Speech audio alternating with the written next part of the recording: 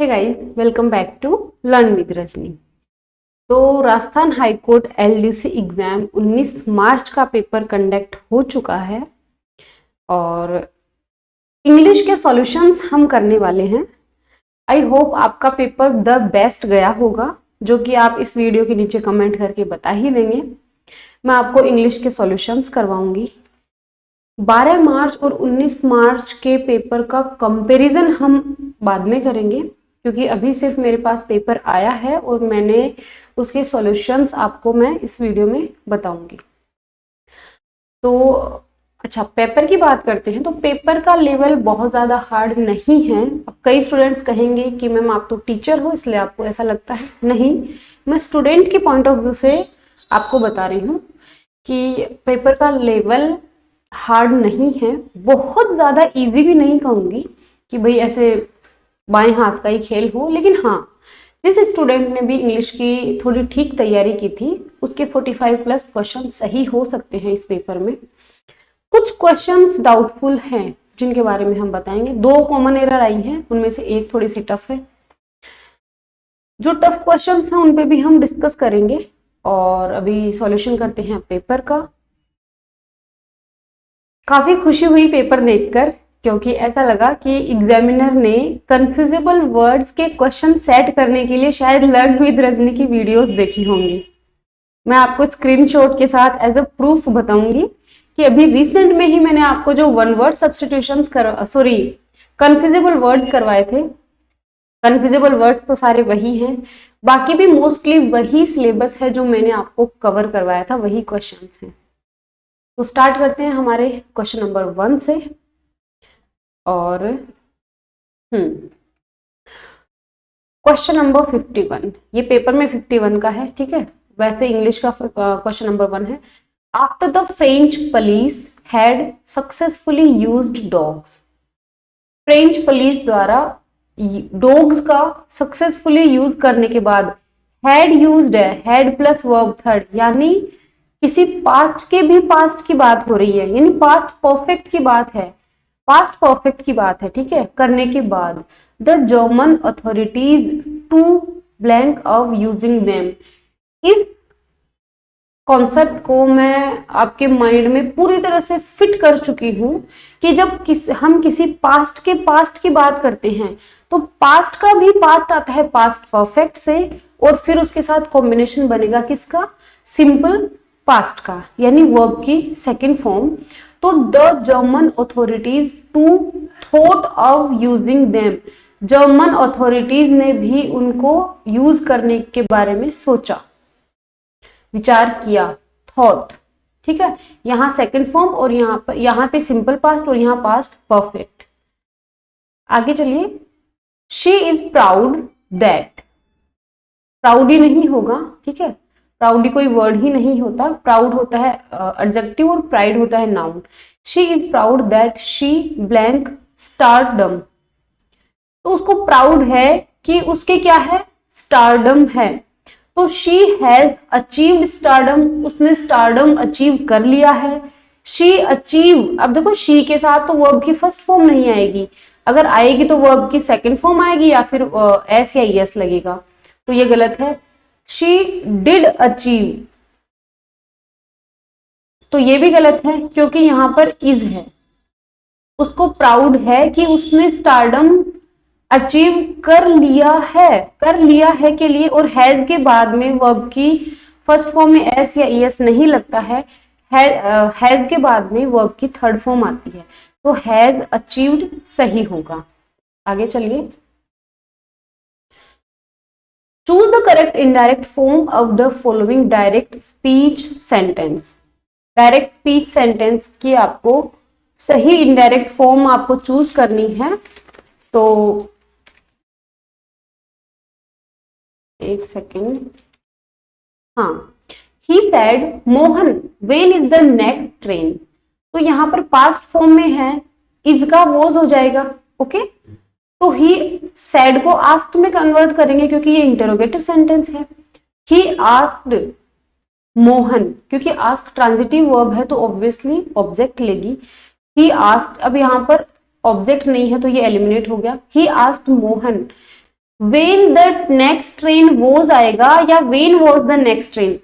When was the next train, ये तो interrogative sentence का फॉर्मेशन हो गया, जैसे व्हाट आर यू डूइंग, ठीक है, व्हाट आर यू डूइंग, यानी WH वर्ड के जस्ट बाद में वर्ब आती है, हेल्पिंग वर्ब आती है, फिर सब्जेक्ट आता है, ये तो इंटरोगेटिव सेंटेंस का फॉर्मेशन है। हमें तो असर्टिव सेंटेंस चाहिए, तो वेन, उसके बाद में सब्जेक्ट आएगा, उसके बाद में वर्ब आएगी, तो फर्स्ट ऑप्शन सही होगा, when the next train was. आगे चलिए, मैच करते जाना और कमेंट जरूर करना है नीचे कितने क्वेश्चन सही करके आए हो, और बहुत खुशी होगी जिनके 45 प्लस क्वेश्चन सही हो। 45 प्लस का मतलब ये भी है कि 45 के आसपास पहुंच जाए, यानी 43 44 तक भी बेस्ट है। और ये इंग्लिश का पेपर ऐसा है जिसमें आप, अगर आपने डेडिकेशन के साथ प्रिपरेशन की है, तो आप आराम से 44 43 या 45 तक अचीव कर सकते हैं इसमें। Where there is smoke there is fire, इस टाइप का ट्रांसफॉर्मेशन ऑफ सेंटेंस में आपको करवा चुकी हूं। Where there is smoke there is fire, जहां स्मोक है, जहां धुआं है, वहां आग है, ठीक है। तो there is no smoke without fire, यानी बिना स्मोक के, बिना धुएं के कोई आग नहीं है, ये असर्टिव सेंटेंस है, इसका नेगेटिव होगा there is no smoke without fire. ये एग्जाम्पल मैं आपको करवा चुकी हूँ, ठीक है। सेकेंड ऑप्शन सही होगा, सेकेंड ऑप्शन। आगे चलिए, बाहर की अगर आपको थोड़ी सी आवाजें आ रही है तो प्लीज उनको अवॉइड करना, क्योंकि यहाँ जालोर में मेरे पास अभी तक पूरा सेटअप नहीं जमा है, और दिन में जब भी मैं वीडियो शूट करती हूँ तो ऐसा थोड़ी सी नॉइज हो सकता है आपको डिस्टर्ब करे, आप सिर्फ मेरी वॉइस पर ही फोकस करें। आगे चलते हैं। Blank English have managed to hold on to their traditions. देखिए, इंग्लिश जब सब्जेक्ट के रूप में यूज होता है तो उसके आगे कोई आर्टिकल नहीं लगता। सब्जेक्ट के लिए, जैसे इंग्लिश सब्जेक्ट है, अंग्रेजी विषय, कोई आर्टिकल नहीं लगेगा। यहां पर इंग्लिश का यूज है इंग्लिश पीपल, ठीक है, अंग्रेजों के लिए यूज हुआ है। जैसे इंडियन के लिए एन इंडियन, ठीक है, proud to be an Indian. Indian के लिए या फिर नागरिकता के लिए ए एन का यूज कर सकते हैं, लेकिन यहां पर जैसे मैन इज मोर्टल है, या ए मैन इज मोर्टल नहीं आएगा, मैन इज मोर्टल मतलब मनुष्य मरणशील है। मैन का यूज वाइड सेंस में किया जा रहा है। जब इनका यूज वाइड सेंस में किया जाता है तो उसके आगे कोई आर्टिकल का यूज नहीं होगा, यहां आएगा नो आर्टिकल, क्योंकि यहां पर इंग्लिश जो अंग्रेज जो लोग हैं उनको, सारे अंग्रेज लोगों की बात हो रही है, किसी पर्टिकुलर अंग्रेज की बात नहीं हो रही, वरना तो यहाँ पर एन इंग्लिश आता। जैसे कोई एक अंग्रेज मेरे घर आया तब वहां पर हम एन इंग्लिश का यूज करते, ओके। लेकिन यहाँ पर वाइड सेंस में इंग्लिश का यूज हुआ है सभी अंग्रेजों के बारे में, ओके। थर्ड ऑप्शन सही होगा, नो आर्टिकल। आगे चलिए, question number 56, choose the correct sentence. मैंने आपको पहले भी कहा था कि ऐसा मत सोचना कि 12 तारीख को जो पेपर था हूबहू आपके वही आएगा। तो अच्छा हुआ आप पहले से ही माइंड मेकअप उसी तरह से करके गए थे और वैसा ही हुआ, कुछ कुछ डिफरेंट चीजें इसमें आई हैं। सही सेंटेंस को चूज करना है। ये कन्फ्यूजेबल वर्ड्स से ये क्वेश्चन बना है। Relay chiefly on your own efforts, rely chiefly on your own efforts, realize chiefly on your own efforts and repeat chiefly on your own efforts। तो आपको relay, rely, realize and repeat इन चारों का sense आपको complete learn होना चाहिए। Relay होता है सूचना या कोई संदेश प्रसारित करना, रिले। तो हम अपने एफर्ट्स को प्रसारित थोड़ी करेंगे, तो ये तो नहीं होगा। RELY रिलाई होता है भरोसा करना, विश्वास करना। ऑब्वियसली हमें मुख्य रूप से अपने एफर्ट्स पे ही भरोसा करना चाहिए, अपने प्रयासों पे ही भरोसा करना चाहिए। तो रिलाई इसमें सही होगा, सेकंड ऑप्शन। रियलाइज आप जानते ही हैं, रियलाइज करना, ठीक है। रिपीट दोहराना, तो रियलाइज, रिपीट और रिले नहीं आएगा, रिलाई आएगा, भरोसा करना, विश्वास करना, second option. One who comes as a settler into a foreign country सच सच बताओगे? विद्या माता की, हमारे मारवाड़ी में एक हम लोग जब पढ़ते थे ऐसा हाँ विद्या माता की सौगंध, अरे यार विद्या माता की सौगंध, मैं झूठ कौन बोले, विद्या माता की सौगंध आपको। मैंने कितनी बार इमिग्रेंट और एमिग्रेंट आपको करवाया होगा, बहुत बार करवाया है, बहुत बार करवाया है। और ये क्वेश्चन तो गलत होना ही नहीं चाहिए अगर आप लर्न विद रजनी के कंटिन्यू वॉचर हैं तो। इमिग्रेंट और एमिग्रेंट, जब कोई व्यक्ति किसी दूसरी कंट्री से किसी दूसरी कंट्री में रहने के लिए आता है, इन करता है, तो वो इमिग्रेंट होता है। और किसी कंट्री से चला जाता है दूसरी में रहने के लिए, एग्जिट कर देता है, तो वो एमिग्रेंट हो जाता है। यहां पर वन हु कम्स एज है, यानी उसने इन आता है, किसी फॉरेन कंट्री में रहने के लिए आता हो, इन किया है तो इमिग्रेंट होगा। ठीक है, नेक्स्ट है compulsory enlistment for military. Military, सेना के लिए एनलिस्टमेंट होता है भर्ती होना। तो सेना में भर्ती होने की कोई कंपल्सरी चीज, उसको क्या कहेंगे? कॉन्स्क्रिप्शन कहेंगे, कंसीलमेंट, कंसीलमेंट होता है किसी चीज को छुपाना। सब्सक्रिप्शन आप जानते ही हैं।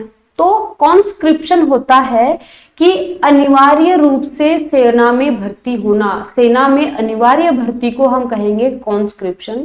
फर्स्ट ऑप्शन सही है। आगे चलें। अब एक चीज और, मैं आपको जो जो चीजें बोलूंगी वो सच में मैं आपको विद प्रूफ बताऊंगी, सच बताना।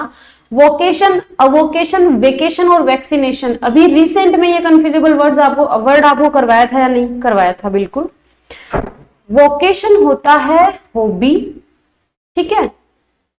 अवोकेशन होता है क्या? The owner of the house blank and gave us a bed for the night when our car broke down. घर का मालिक हमें अंदर ले गया। अब देखो यहां पर अंदर ले जाने का कॉमन सेंस लगाकर भी आप इसको सही कर सकते हो। अगर आपके लिए याद है, मैंने आपको कहा था ना कि फ्रेजल वर्ब्स अगर 12 मार्च वाले पेपर में फ्रेजल वर्ब नहीं आई है, इसका मतलब ये नहीं है कि आपके 19 वालों के भी नहीं आएंगी। तो अच्छा हुआ आपने उसी तरह से अपना माइंड मेकअप रखा था। बाहर बारिश हो रही है तो हो सकता है आपको थोड़ी थोड़ी आवाज, डिस्टर्बिंग आवाज आए, प्लीज उसको अवॉइड कर देना।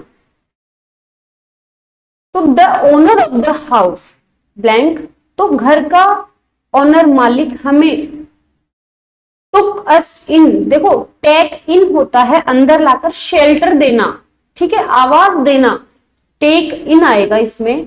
टेक ऑफ आप जानते हो, उड़ान भरना।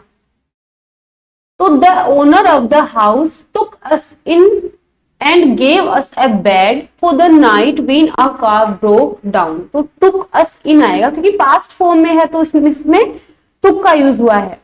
तो टेक इन का मतलब होता है अंदर ले जाना, शेल्टर देना, ठीक है, शेल्टर देना। टेक ऑन का मतलब है कोई चीज लेना। आगे चलिए। Answer the first question before you proceed further. Further तो कोई वर्ड ही नहीं होता, तो इस फर्चर को आपको इंप्रूव करना है। फर्दर और फार्दर कंफ्यूजेबल वर्ड्स में, और संजीवनी बूटी से आया है ये क्वेश्चन। संजीवनी बूटी की जो क्लासेस थी उसमें फर्दर और फार्दर का कॉन्सेप्ट बड़ा अच्छे से क्लियर करवाया था कंफ्यूजेबल वर्ड्स में वाले पार्ट में, ठीक है।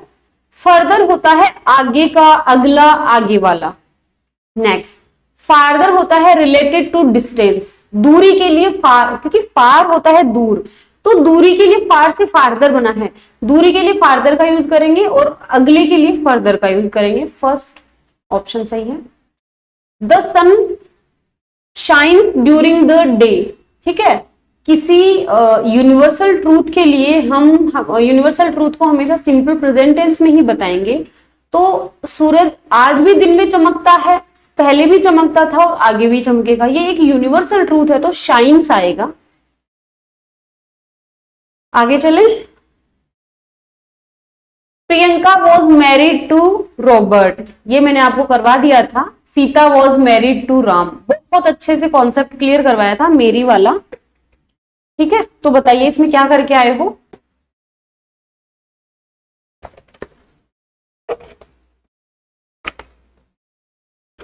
पैसिव वॉइस है, उसको एक्टिव वॉइस में चेंज करना है। तो वॉज मैरिड आया है तो ऑब्वियसली सेकंड फॉर्म आएगी।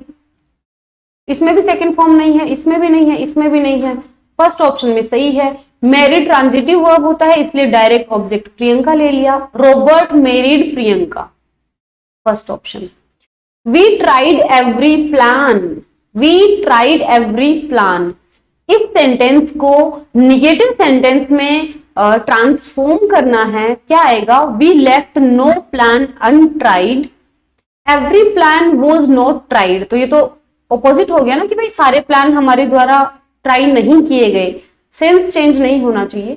Tried not any plan, no plan was tried well, कोई भी प्लान अच्छे से ट्राई नहीं किया गया, नहीं, हमें सेंस चाहिए किसका? वी ट्राइड एवरी प्लान, हमने सारे प्लान ट्राई किए थे, ठीक है, सारे प्लान ट्राई किए थे। तो we left no plan untried, हमने बिना ट्राई किए किसी भी प्लान को नहीं छोड़ा, इट मीन्स हमने सारे प्लान ट्राई किए। Next, I have blank breakfast at 8 o'clock, मैं 8 o'clock ब्रेकफास्ट करता हूं। नो आर्टिकल, ब्रेकफास्ट के लिए किसी आर्टिकल का यूज नहीं होगा, तो I have breakfast at 8 o'clock।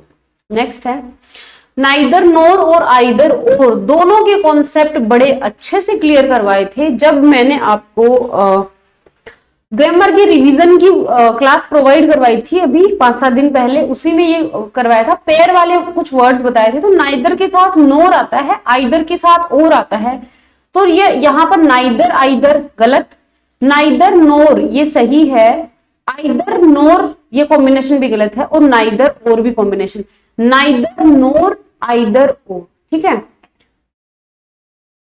तो neither you NOR I was selected, ना तो तुम ना ही मैं सेलेक्ट हुए। आगे चलिए, टॉकेटिव, टॉकेटिव का सिनोनिम मैं आपको करवा चुकी हूं। टॉकेटिव होता है बातूनी, टॉकेटिव का मैंने आपको सिनोनिम करवाया था गैरुलस, तो टॉकेटिव का सिनोनिम है गैरुलस। ग्रीडी होता है लालची, इविल होता है बुरा, शैलो होता है ऊपर टॉप वाला। Choose the word with incorrect prefix miss, ऐसे वर्ड को चूज करो जिसमें मिस प्रीफिक्स लगा हो, जो इनकरेक्ट हो। Miss like, miss fire, miss जज, मिस अंडरस्टैंड। मिस लाइक नहीं होता है, डिसलाइक होता है, तो ये 1 ऑप्शन होगा इसमें। आगे चलिए, ही, अब देखो ऐसा लग रहा है कि एग्जामिनर ने लर्न विद रजनी की कन्फ्यूजेबल वर्ड्स वाली क्लासेस तो देखी ही है। ईमान धर्म से बताना कि साइट, साइटेड और साइट का कॉन्सेप्ट मैंने क्लियर करवाया था कि नहीं? बिल्कुल करवाया था।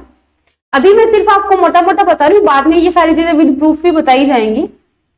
He blank many examples to support his arguments, जिसने सच में रिसेंट जो भी मैं आपको स्टडी मटेरियल प्रोवाइड करवाया था, जिसने सीरियसली उसको देखा है या पीडीएफ से, जरूरी नहीं है कि आप वीडियोस ही देखो, वीडियोस देखने का टाइम नहीं है या किसी भी रीजन से आप नहीं देख पा रहे हो, तो आप टेलीग्राम ग्रुप से जुड़कर कम से कम आप पीडीएफ का रिवीजन करोगे तो भी आपको फायदा होगा। तो he many examples to support his arguments, उसके आर्ग्यूमेंट्स को सपोर्ट करने के लिए उसने बहुत सारे क्या एग्जाम्पल्स क्या किए? उद्धृत किए। उद्धृत करना को क्या कहेंगे? साइटेड, साइटेड, साइटेड या साइट। पहली चीज तो ये SITE, साइट होता है वो जगह जहां कंस्ट्रक्शन चल रहा हो।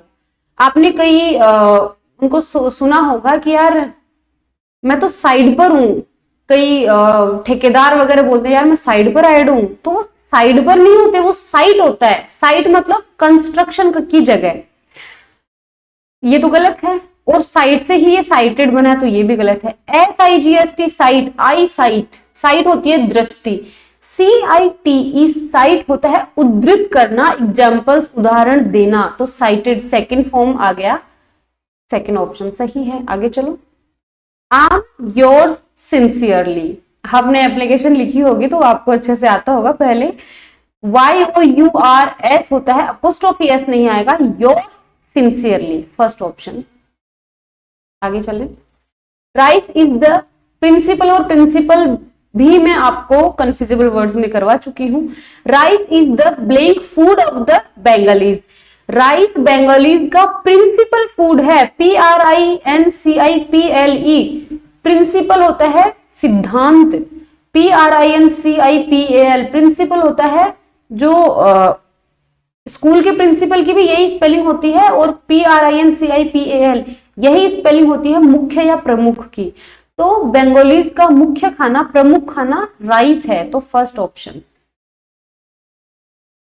Which of the following is not a synonym of the word attractive का सिनोनिम कौन क्या नहीं है। मतलब अब मैंने आपको ये समझाया था कि आपको ये भी देखना है कि नोट ए सिनोनिम या नोट एन एंटोनिम या फिर नोट लगा हुआ है तो सिनोनिम नहीं है। सिनोनिम नहीं है का सीधा सा मतलब है भाई अट्रैक्टिव का एंटोनिम पूछ रहा है। अट्रैक्टिव होता है आकर्षण, आकर्षित करना। अट्रैक्टिव का संजीवनी बूटी क्लास से ये आया है। रिपल्सिव मैंने आपको बताया था प्रतिकारक। रिपल्सिव, अट्रैक्टिव का एंटोनिम होगा रिपल्सिव।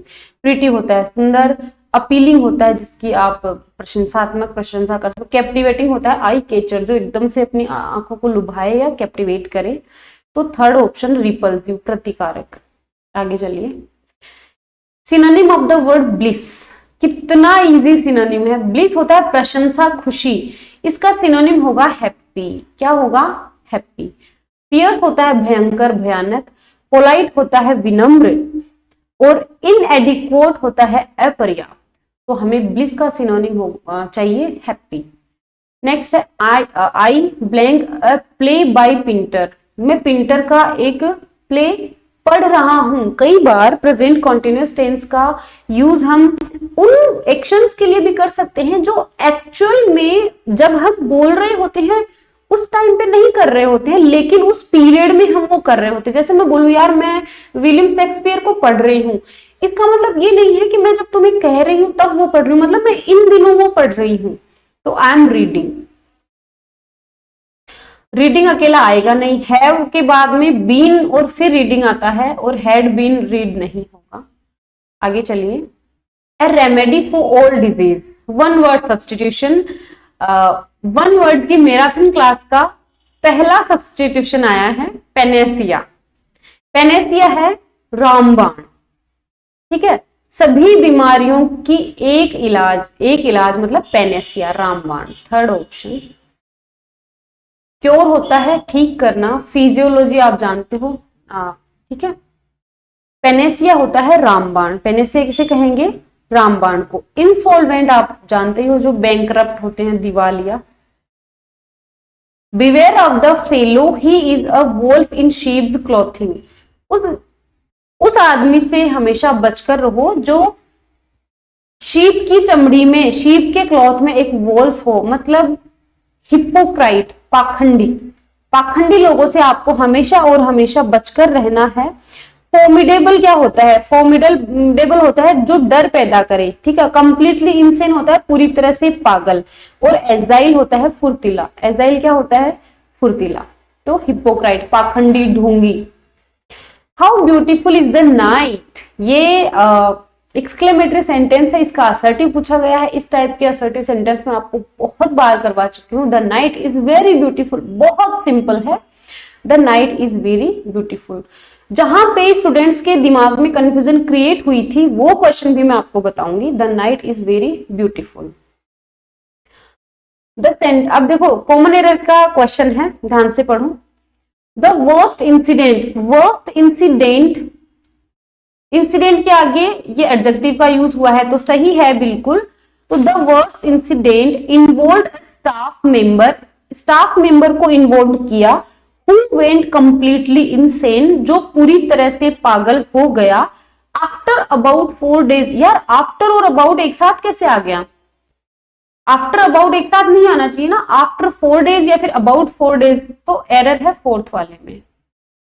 आगे फिर से कॉमन एरर का क्वेश्चन है। For the young and the motivated, देखो कई बार एडजेक्टिव के आगे द आर्टिकल लगाकर उन एडजेक्टिव को नाउन की तरह डील करते हैं। तो for the young and the motivated यानी यंग पीपल और मोटिवेटेड पीपल। ठीक है, for the young and the motivated in a country is lot of opportunities and promises of meaningful startups. तो मीनिंगफुल स्टार्टअप सही है, अपॉर्चुनिटीज और promises भी सही है, क्योंकि अपॉर्चुनिटी और प्रोमिस का दोनों का प्लूरल बन सकता है। लेकिन एरर यहां है, कैसे? या तो होगा लॉट्स ऑफ या फिर होगा अ लॉट ऑफ। ठीक है, लॉट्स ऑफ या अलॉट होगा, यहां पर लॉट ऑफ नहीं होता। सेकंड ऑप्शन सही है। कॉमन एरर थोड़ी अच्छे लेवल की आई है, मतलब स्टूडेंट्स के दिमाग में थोड़ा सा डर पैदा करने वाली कॉमन एरर है। आगे चलिए। I blank to call on you yesterday evening but it rained. अब देखो यस्टरडे इवनिंग की बात हो रही है तो ऑब्वियसली पास्ट की वर्ब्स आएंगी। पास्ट के आएंगे तो विल बी और गोइंग तो नहीं आएगा। वॉज गोइंग या वर, तो आई वर टू कॉल नहीं होता, I was going to call you. मैं कल शाम को तुम्हें कॉल करने जा रहा था बट इट रेन्ड, लेकिन कॉल करने जा रहा मतलब बुलाने जा रहा था लेकिन बारिश थी। आगे चलिए। The prime minister invited each member of the cabinet to state his views. तो ईच ये क्या है, ये एक्टिव वॉइस है, इसका पैसिव वॉइस में बनाओ तो इनवाइटेड है मतलब वॉज वर्ड से बनेगा। Each member of the cabinet was invited by the prime minister to state his view. Second option सही है। आगे चलिए। There is no shop to be let. बहुत, यहां पर कई स्टूडेंट्स गलत करके आए हैं, मतलब ये एक अच्छे लेवल का क्वेश्चन है, बहुत अच्छे लेवल का क्वेश्चन लगा मुझे ये। Choose the correct active transformation of the given passive. अब देखो कई स्टूडेंट्स इसको ट्रांसफॉर्मेशन समझ रहे हैं, भाई सेंटेंस ट्रांसफॉर्मेशन अलग होता है और एक्टिव से पैसिव का ट्रांसफॉर्मेशन अलग चीज है ना। तो इसका एक्टिव देखो, there is no shop to be let, यहां पर ये पैसिव है, बी प्लस वर्ब थर्ड, तो let let let first form second form third form same रहती है, बी प्लस वर्ब थर्ड, तो बी प्लस वर्ब थर्ड नहीं आनी चाहिए। There is no shop to let. अब देखो लेट तो पैसिव में ही बनते हैं, तो जो लेट से बन रहे हैं उनको एलिमिनेट कर दिया। Shops are there to be, be नहीं आना चाहिए, एक्टिव में बी क्यों आएगा, तो फर्स्ट ऑप्शन सही है, there is no shop to let. किराया देने के लिए कोई शॉप नहीं है। आगे चलिए। We had better go said the getting said she getting up. उसने उठते हुए कहा कि हमें चली जाना चाहिए। इसका आपको इनडायरेक्ट स्पीच में चेंज करना है। She said getting up that they had better गो, क्योंकि टू से कनेक्ट नहीं होगा, ये इंपरेटिव सेंटेंस नहीं है, दैट से कनेक्ट होगा। शी सैड इन अ हरी, हरी नहीं आएगा, वी मस्ट गो नहीं आएगा, फर्स्ट ऑप्शन सही होगा। She said getting up that they had better go.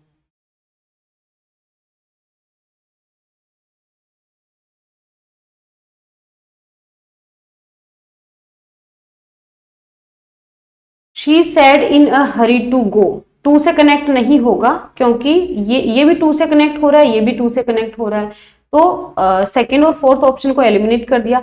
She said we must go better, तो ये भी गलत है क्योंकि हम अननेसेसरी वर्ड्स नहीं लाएंगे, जो वर्ड डायरेक्ट स्पीच में है उन्हीं को ही हम इनडायरेक्ट स्पीच में लाएंगे, तो फर्स्ट ऑप्शन सही होगा।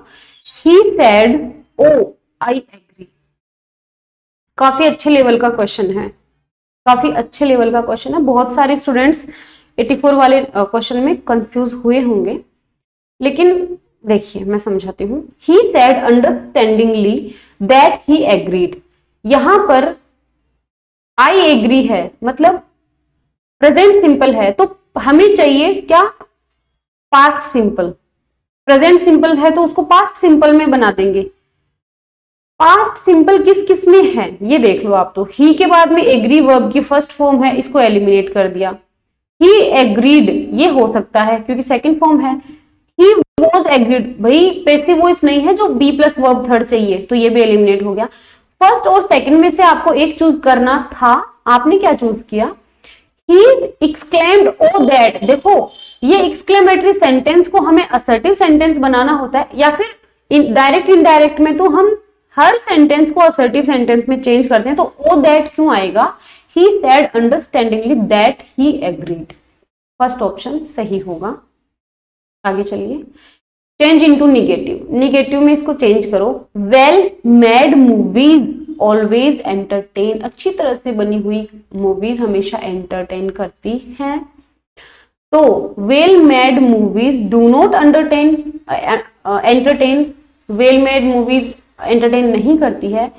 अनवेल मूवीज ऑलवेज एंटरटेन, जो अच्छी मूवीज नहीं होती वो हमेशा एंटरटेन करती हैं। Well made movies always entertain not, well made movies never fail to entertain. इस टाइप का क्वेश्चन मैं करवा चुकी हूं आपको।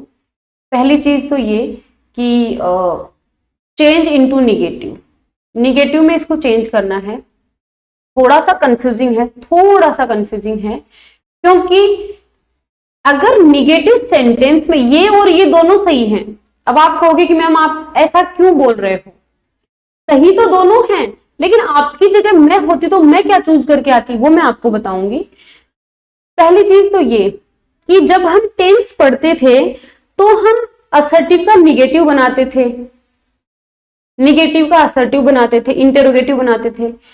अगर टेंस की तरह से बात करूं तो फर्स्ट ऑप्शन सही होगा, लेकिन अगर मैं ट्रांसफॉर्मेशन की बात करूं तो well made movies never fail to entertain, अच्छी तरह से बनी हुई मूवीज कभी भी एंटरटेनमेंट करने में फेल नहीं होती, मतलब हमेशा एंटरटेन करती हैं। ठीक है, नेवर फेल टू एंटरटेन, हमेशा एंटरटेन करती हैं। तो यहां पर इसने कहीं भी क्लियर नहीं किया कि सिर्फ इतना सा लिख दिया चेंज इनटू निगेटिव, निगेटिव में चेंज करो। अरे भाई निगेटिव में चेंज करेंगे तो फर्स्ट ऑप्शन भी सही है और फोर्थ ऑप्शन भी सही है, बताओ किसको चूज करें। स्टूडेंट परेशान होगा, बच्चा परेशान होगा इस क्वेश्चन को, इस आंसर का क्वेश्चन का आंसर ढूंढने में। अब ये देखते हैं कि हाई कोर्ट कौन सा ऑप्शन मानता है। मेरे अकॉर्डिंग दोनों ऑप्शन सही हैं, एकदम एग्जैक्ट है। अगर उसने सिर्फ निगेटिव फॉर्मेशन मांगा है, फर्स्ट ऑप्शन निगेटिव फॉर्मेशन के हिसाब से सही है, सेकंड ऑप्शन निगेटिव ट्रांसफॉर्मेशन के हिसाब से सही है। यहां पर कहीं भी फॉर्मेशन या ट्रांसफॉर्मेशन नहीं लिखा, तो फर्स्ट और फोर्थ दोनों ऑप्शन सही है इन माय ओपिनियन। अब देखते हैं हाईकोर्ट अपनी ऑफिशियल आंसर की में क्या मानता है। आगे चलो। He will remain blank home until he is tested. He will remain home के लिए किसका यूज होगा, at, he will remain at home, second option सही होगा। A statement or proposition which is regarded as being established, accepted or self-evidently true। एक ऐसा statement जो self evidently true हो, सर्व सिद्ध हो, ठीक है, सॉरी स्वयं सिद्ध हो, स्वयं सिद्ध को हम कहेंगे एक्सियम। ऐसे स्टेटमेंट को हम एक्सियम कहेंगे जो स्वयं सिद्ध हो, एक्सियम। ट्रूइज्म, देखो ट्रू से ट्रूइज्म बना है यानी सत्यवाद। क्लिंच कहते हैं ऐसी कहावत जो चलन से बाहर हो चुकी है, और प्रोवर्ब कहते हैं कहावत को। तो फोर्थ ऑप्शन सही होगा, एक्सियम। आगे चलो, मजा आ रहा है क्वेश्चन पेपर सॉल्व करने में। कुछ कुछ क्वेश्चंस यानी पूरे 50 प्रश्नों में से 3 या 4 क्वेश्चन ऐसे हैं जो वास्तव में स्टूडेंट को कंफ्यूज करने वाले हैं। इट वॉज रादर, बहुत इजी, सफिक्स और प्रीफिक्स के तो एकदम इजी क्वेश्चन आए हैं, बिना मतलब कोई कंफ्यूजन क्रिएट नहीं करेंगे। It was rather blank fair that I alone was asked to report early for the meeting. यहां पर आपको प्रीफिक्स ऐड करना है अप्रोप्रिएट, तो अफेयर नहीं होगा, डिसफेयर नहीं होगा, इनफेयर नहीं होगा, अनफेयर सही होगा, second option. It seems he has a very photographic memory, photographic होता है IC, फोटोग्राफ का फोटोग्राफी भी होता है लेकिन फोटोग्राफी मेमोरी नहीं होता, फोटोग्राफिक मेमोरी होता है, सेकंड ऑप्शन सही है। Our first impression of project is the most lasting, second option सही होगा। सब्जेक्ट्स, रिजेक्ट्स और ऑब्जेक्ट्स नहीं होगा। ऑब्जेक्ट्स होते हैं वस्तु, पदार्थ, सब्जेक्ट्स आप जानते ही हो, विषय या विचार विमर्श करने का विषय। रिजेक्ट्स आप जानते हो, रिजेक्ट करना। तो project, our first impression of project is the most lasting. Next question है, the teacher always played the devil's advocate to provide discussion in the classroom. अच्छे लेवल का ईडियम है ये, अच्छे लेवल का ईडियम है। तो टीचर हमेशा always played the devil's advocate, always plays the devil's advocate का होता है प्रेजेंट ए काउंटर आर्ग्यूमेंट, एक आर्ग्यूमेंट प्रेजेंट करना। To provoke discussion in the classroom, classroom में डिस्कशन को बढ़ाने के लिए क्या करता था, एक आर्ग्यूमेंट प्रेजेंट करता था टीचर। सेकंड ऑप्शन सही होगा। To throw down the glove means, throw down the glove, idiom अच्छे लेवल के आए हैं। थ्रो डाउन द ग्लव का मीनिंग होता है to give a challenge, challenge देना। आगे चलिए, pick the correct sentence from the options given, ये जो नीचे ऑप्शन दिया गया है इसमें से सही सेंटेंस चूज करो। नोबडी लिव्स फॉर एवर, कोई भी फॉर एवर हमेशा के लिए नहीं जीता है। नोबडी के लिए लिव्स का यूज हुआ है तो सही है। Nobody lives for ever, ever for ever कभी, तो ये गलत है। एवरीवन लिव्स फॉर एवर, प्रत्येक सही हमेशा के लिए रहते हैं तो ये भी गलत है। Nobody wants to live ever, कभी भी कोई भी कभी जीने के लिए नहीं चाहता तो ये गलत है। नोबडी लिव्स फॉर एवर का मतलब है कोई भी हमेशा नहीं जीता है, रहता है। Next question, could you give me a hand with this, ये भी कंफ्यूजन क्रिएट करने वाला क्वेश्चन आया है। Transformation the following sentence to assertive, इस सेंटेंस को आपको असर्टिव में ट्रांसफॉर्म करना है। देखो, give me a hand with this, इसका मतलब होता है इसमें मेरी मदद करना। Could you give me a hand with this, क्या तुम इसमें मेरी मदद करोगे, ठीक है, क्या तुम इसमें मेरी मदद करोगे, सही है ना।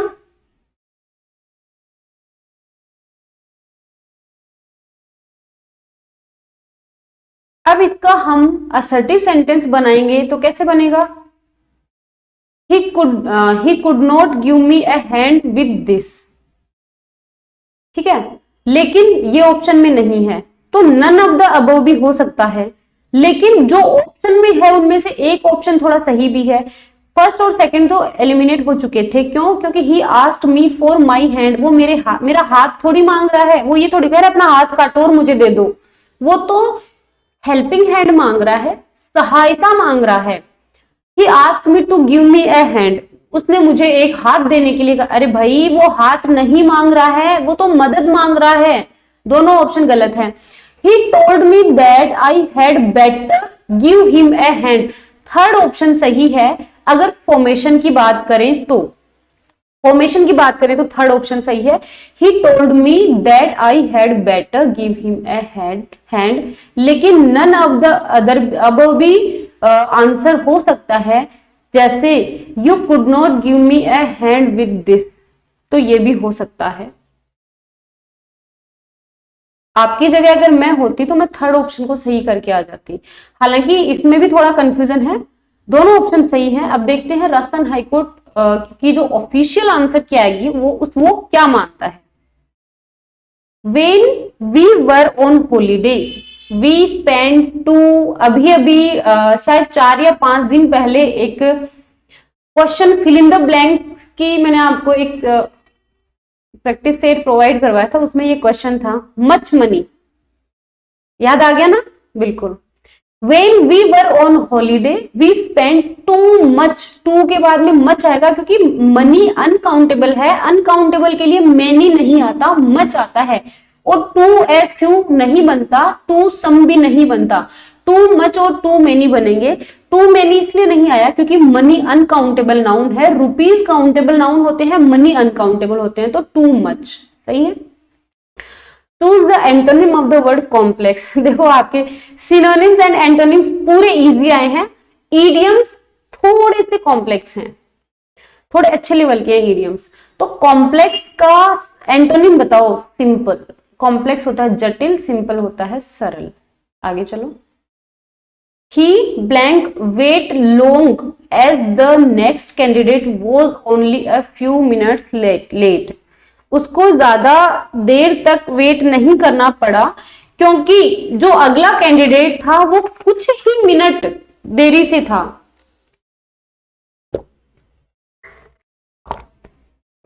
क्या करके आए हो इसमें? हेड नोट आएगा।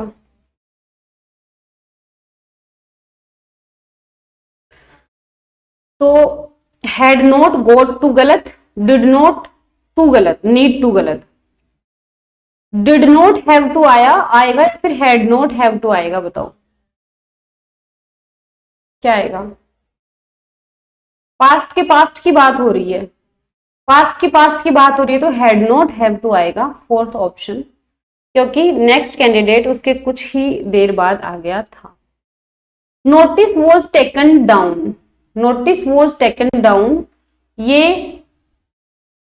Active transform, sorry choose the correct act, passive voice है उसको एक्टिव वॉइस में चेंज करना है, तो क्या आएगा, notice was taken down, was है तो सेकेंड फॉर्म से बनेगा, यहां पर विल है, यहां हैज बीन है, दोनों गलत है। They took down the notice, first option सही होगा, they took down the notice, तो notice was taken down. Select the right prefix for the word usual, usual का सही प्रीफिक्स चूज करो तो अनयूजुअल, यूजुअल का अनयूजुअल। आइकॉन, आइकन का सही प्रीफिक्स आपको चूज करना है तो आइकॉनिक, फर्स्ट ऑप्शन सही होगा। तो ये देखिए जैसे ही पेपर पूरा हुआ और लाइट भी चली गई है, तो हम कर चुके हैं आंसर की। आज आपका 19 मार्च का जो एग्जाम है उसमें आई होप आपके 45 प्लस का टारगेट पूरा हुआ हो, और मुझे नहीं पता लाइट जाने के बाद में दिख भी पा रही हूं या नहीं, तो आपको एक कमेंट ड्रॉप करना है, ठीक है। कमेंट बॉक्स में ये बताना है कि इंग्लिश के 50 क्वेश्चन में से कितने क्वेश्चन सही हो रहे हैं, ठीक है। जिन दो क्वेश्चन में मैंने दो दो ऑप्शन सही किए हैं उनको आपको सही मानना है, अगर आपने उन दोनों में से एक भी चूज किया है तो, और जो गलत है उनको चूज किया है तो वो ऑब्वियसली गलत होगा। तो काफी अच्छा लग रहा है क्योंकि मैंने आपको जो स्टडी मटेरियल प्रोवाइड करवाया था उसमें से काफी मैटर आया है, तो बहुत ज्यादा खुशी हो रही है, अच्छा लग रहा है कि एक टीचर की पढ़ाई हुई और रिसेंट में पढ़ाई हुई चीजों में से अगर कुछ आ जाता है एग्जाम में तो वास्तव में बहुत खुशी होती है। मिलाइएगा, कमेंट छोड़िएगा कितने क्वेश्चन सही हैं। Okay, bye bye.